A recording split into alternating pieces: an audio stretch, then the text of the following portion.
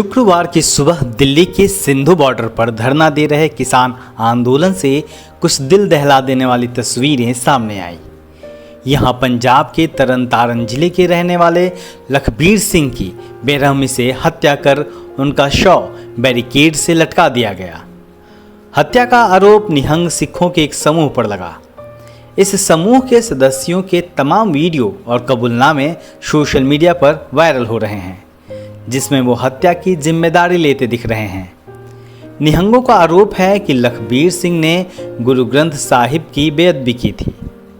इस घटना को लेकर न्यूज़ लॉन्ड्री के बसंत कुमार और दीक्षा मुंजाल ने ग्राउंड रिपोर्ट की है।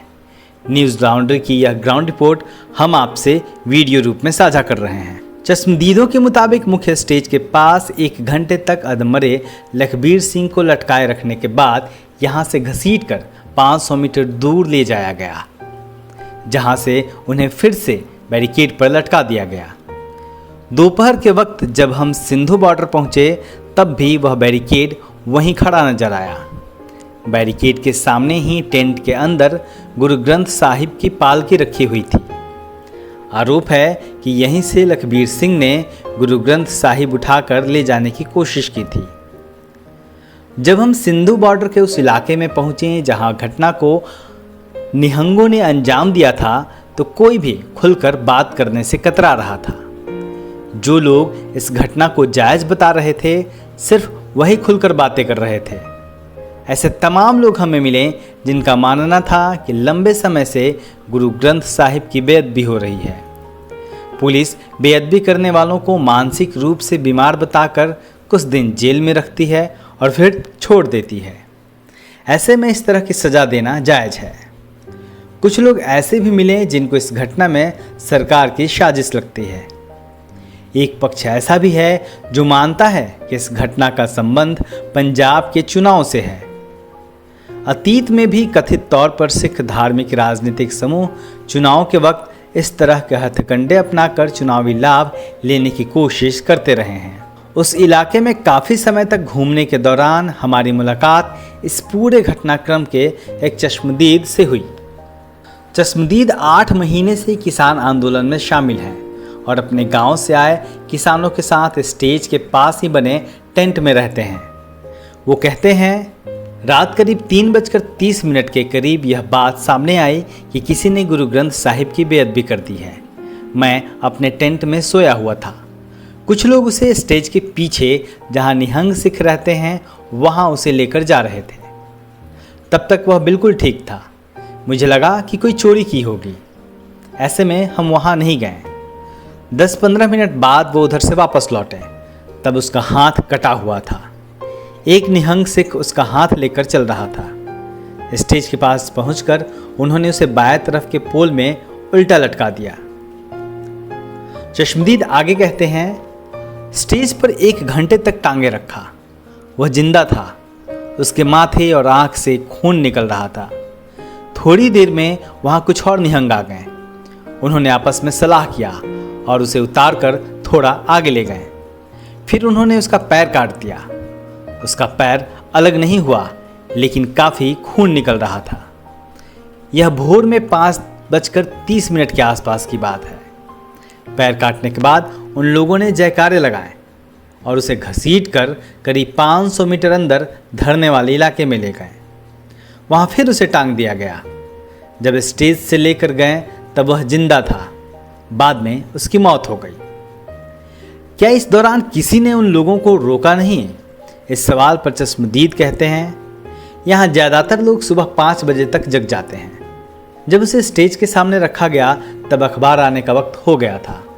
लोग अखबार लेने के लिए पहुँचने लगे थे, लेकिन कोई कुछ बोल नहीं रहा था। निहंगों से सब डरते हैं। एक बुजुर्ग ने जरूर उन्हें रोका था, लेकिन उन्हें डांट कर हटा दिया। जो कुछ हमारे आंखों के सामने हो रहा था वह गलत था, लेकिन निहंगों से कौन लड़ता? उस समय तो वो किसी को भी मार सकते थे। सिंधु बॉर्डर पर ही हमें एक और चश्मदीद मिला। वह भी अपना नाम उजागर नहीं करना चाहता था।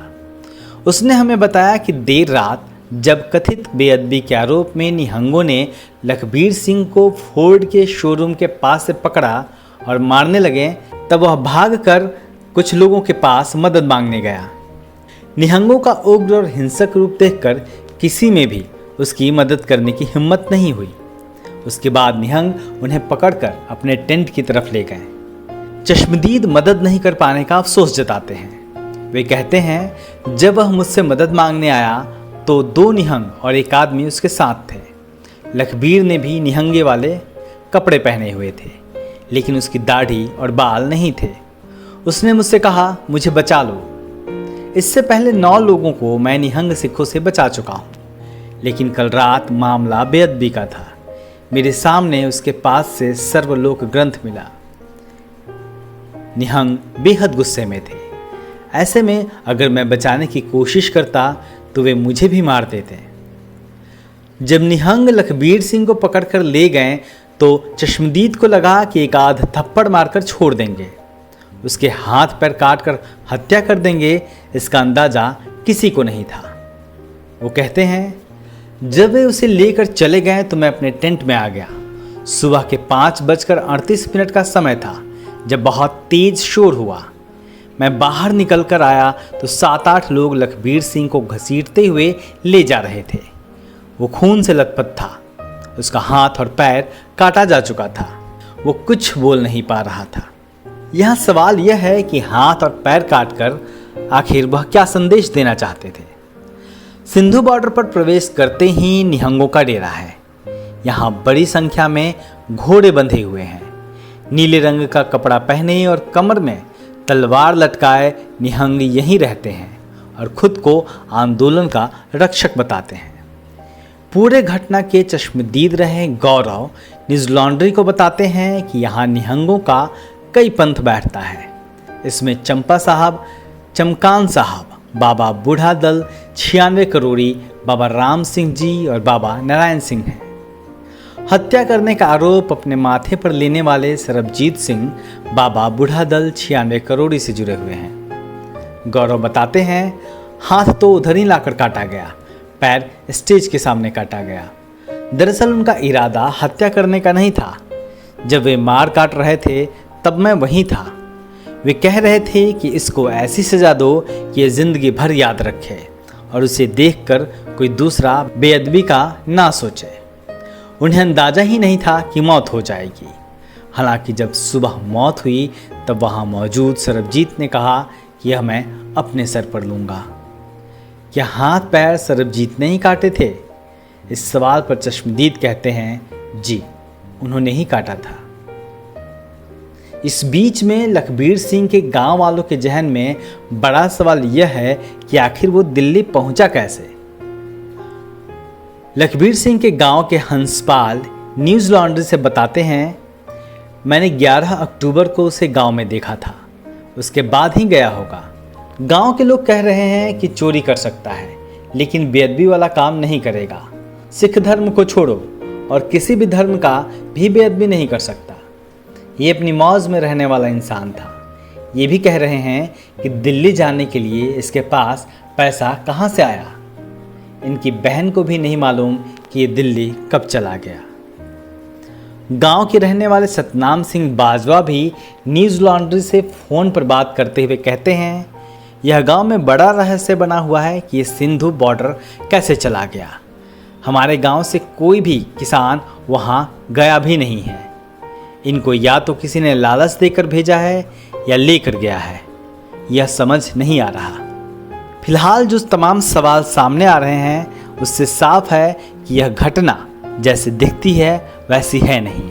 इसकी तमाम परतें खुलनी अभी बाकी हैं। देखना होगा कि पुलिस नतीजे में आखिरी तौर पर क्या निकल कर आता है। न्यूज़ लॉन्ड्री के सहयोग से दलित दस्तक की रिपोर्ट।